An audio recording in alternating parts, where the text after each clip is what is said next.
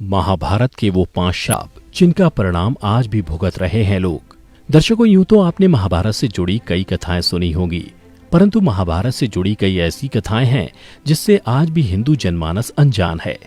इस वीडियो में हम आपको महाभारत काल में दिए गए कुछ ऐसे श्राप के बारे में बताने जा रहे हैं जिसके बारे में ये माना जाता है कि उन श्रापों को आज भी जनमानस भुगत रहे हैं। पहला, युधिष्ठिर द्वारा स्त्री जाति को दिया गया श्राप। महाभारत में दिए गए श्रापों में युधिष्ठिर का स्त्री जाति को दिया गया श्राप सर्वविदित है। महाभारत में वर्णित कथा के अनुसार जब कुरुक्षेत्र में युद्ध के दौरान अर्जुन ने महारथी कर्ण का वध कर दिया, तब पांडवों की माता कुंती उसके शव के पास बैठकर विलाप करने लगी। यह देखकर पांडवों को बड़ा ही आश्चर्य हुआ कि आखिर ऐसी क्या बात है कि हमारी माता हमारे शत्रु के शव पर अपना आंसू बहा रही है। तब ज्येष्ठ पांडव युधिष्ठिर अपनी माता कुंती के पास गए और उन्होंने देवी कुंती से पूछा, माता, क्या बात है जो आप हमारे सबसे बड़े शत्रु कर्ण के शव पर विलाप कर रही हैं?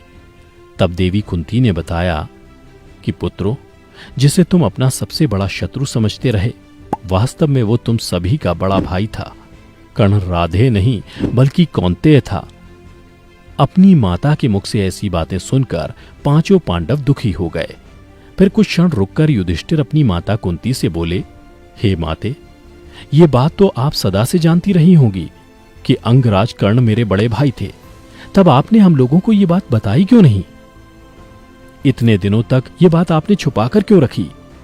आपके एक मौन ने हम सभी को अपने ही भाई का हत्यारा बना दिया। इसलिए मैं आज इस धर्म क्षेत्र कुरुक्षेत्र से सभी दिशाओं, आकाश और धरती को साक्षी मानकर सभी स्त्री जाति को ये श्राप देता हूं कि आज के बाद कोई भी स्त्री अपने अंदर कोई भी रहस्य नहीं छुपा पाएगी। दूसरा, श्रृंगी ऋषि का परीक्षित को श्राप। कथा के अनुसार 36 साल हस्तिनापुर पर राज करने के पश्चात जब पांचों पांडव द्रौपदी सहित स्वर्गलोक की ओर प्रस्थान करने को हुए तो उन्होंने अपना सारा राज्य अभिमन्यु के पुत्र परीक्षित के हाथों में सौंप दिया। ऐसा माना जाता है कि राजा परीक्षित के शासनकाल में भी हस्तिनापुर की सारी प्रजा युधिष्ठिर के शासनकाल की तरह ही सुखी थी। परंतु कहते हैं ना कि होनी को कौन टाल सकता है। एक दिन राजा परीक्षित रोज की तरह ही वन में आखेट खेलने को गए। तभी उन्हें वहां शमीक नाम के ऋषि दिखाई दिए। वे अपनी तपस्या में लीन थे तथा उन्होंने मौन व्रत धारण कर रखा था, परंतु ये बात राजा परीक्षित को मालूम नहीं थी। इसलिए राजा परीक्षित ने कई बार ऋषि शमीक को आवाज लगाई, लेकिन उन्होंने अपना मौन धारण रखा। यह देखकर राजा परीक्षित को क्रोध आ गया और उन्होंने क्रोध में आकर ऋषि के गले में एक मरा हुआ सांप डाल दिया। उधर जब यह बात ऋषि शमीक के पुत्र श्रृंगी को पता चली तो उन्होंने राजा परीक्षित को श्राप दिया कि आज से 7 दिन बाद राजा परीक्षित की मृत्यु तक्षक नाग के डसने से हो जाएगी। और अंत में ऋषि श्रृंगी के श्राप के कारण राजा परीक्षित की मृत्यु तक्षक नाग के डसने के कारण ही हुई। और ऐसा माना जाता है कि उसी के बाद कलयुग की शुरुआत हुई, क्योंकि राजा परीक्षित के जीवित रहते कलयुग में इतना साहस नहीं था कि वह इंसानों पर हावी हो सके। और आज हम सभी इस कलयुग को उसी श्राप के कारण भोग रहे हैं। तीसरा, श्री कृष्ण का अश्वत्थामा को श्राप।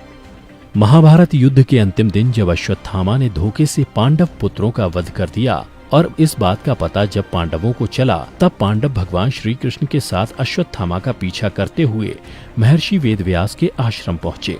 पांडवों को अपने सामने देख अश्वत्थामा ने अर्जुन पर ब्रह्मास्त्र से वार किया। यह देख श्री कृष्ण ने अर्जुन को ब्रह्मास्त्र चलाने को कहा, जिसके बाद अर्जुन ने भी अश्वत्थामा पर ब्रह्मास्त्र छोड़ दिया। परंतु महर्षि व्यास ने बीच में ही दोनों अस्त्रों को टकराने से रोक लिया और अश्वत्थामा एवं अर्जुन से कहा, क्या तुम लोग ये नहीं जानते कि ब्रह्मास्त्र के आपस में टकराने से समस्त सृष्टि का नाश हो जाएगा? इसलिए तुम दोनों अपने ब्रह्मास्त्र वापस ले लो। तब अर्जुन ने अपना ब्रह्मास्त्र वापस ले लिया, लेकिन अश्वत्थामा ने महर्षि से कहा, महर्षि, मेरे पिताजी ने इसे वापस लेने की विद्या नहीं सिखाई है, इसलिए मैं इसे वापस नहीं ले सकता। और इसके बाद उसने ब्रह्मास्त्र की दिशा बदलकर अभिमन्यु की पत्नी उत्तरा के गर्भ की ओर कर दी। यह देख भगवान श्री कृष्ण ने अश्वत्थामा को श्राप दिया कि तुम 3000 वर्ष तक इस पृथ्वी पर भटकते रहोगे और किसी भी जगह किसी पुरुष के साथ तुम्हारी बातचीत नहीं हो सकेगी। तुम्हारे शरीर से पीप और लहू की गंध निकलेगी, इसलिए तुम मनुष्यों के बीच नहीं रह सकोगे, दुर्गम वन में ही पड़े रहोगे। और इसी कारण आज भी ये माना जाता है कि अश्वत्थामा अभी भी जीवित है। चौथा, मांडव्य ऋषि का यमराज को श्राप। महाभारत में मांडव्य ऋषि का वर्णन आता है। एक बार राजा ने भूलवश न्याय में चूक कर दी और अपने सैनिकों को ऋषि मांडव्य को शूली में चढ़ाने का आदेश दे दिया। परंतु जब बहुत लंबे समय तक भी शूली में लटकाने पर ऋषि के प्राण नहीं गए तो राजा को अपनी भूल का एहसास हुआ तथा उन्होंने ऋषि मांडव्य को शूली से उतरवाया और अपनी गलती के लिए क्षमा मांगी। इसके बाद ऋषि मांडव्य यमराज से मिलने गए तथा उनसे पूछा कि किस कारण मुझे झूठे आरोप में सजा मिली। तब यमराज ऋषि से बोले, जब आप 12 वर्ष के थे तो आपने एक छोटे से कीड़े की पूंछ में सींग चुभाई थी, जिस कारण आपको ये सजा भुगतनी पड़ी। यह सुन ऋषि को क्रोध आ गया और उन्होंने यमराज से कहा, किसी को भी 12 वर्ष की उम्र में इस बात का ज्ञान नहीं रहता कि धर्म और अधर्म क्या है। क्योंकि तुमने एक छोटे अपराध के लिए मुझे बहुत बड़ा दंड दिया है, अतः मैं तुम्हें श्राप देता हूं कि तुम शूद्र योनि में दासी के पुत्र के रूप में जन्म लोगे। मांडव्य ऋषि के इस श्राप के कारण यमराज को विदुर के रूप में जन्म लेना पड़ा। पांचवां, अप्सरा उर्वशी का अर्जुन को श्राप। ये कथा उस समय की है जब 13 साल के वनवास के दौरान एक बार अर्जुन दिव्यास्त्र की खोज में स्वर्ग लोक गया। वहां उर्वशी नाम की एक अप्सरा उनके रूप एवं सौंदर्य को देखकर उन पर मोहित हो गई। एक दिन उर्वशी ने अर्जुन को विवाह करने के लिए कहा। तब अर्जुन ने उससे कहा कि मैं आपको माता के समान मानता हूं, इसलिए मैं आपसे विवाह नहीं कर सकता।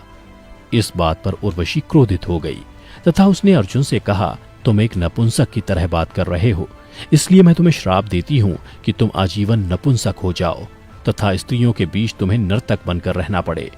यह बात सुनकर अर्जुन विचलित हो गए और फिर वो देवराज इंद्र के पास गए और उन्हें सारी बात बताई।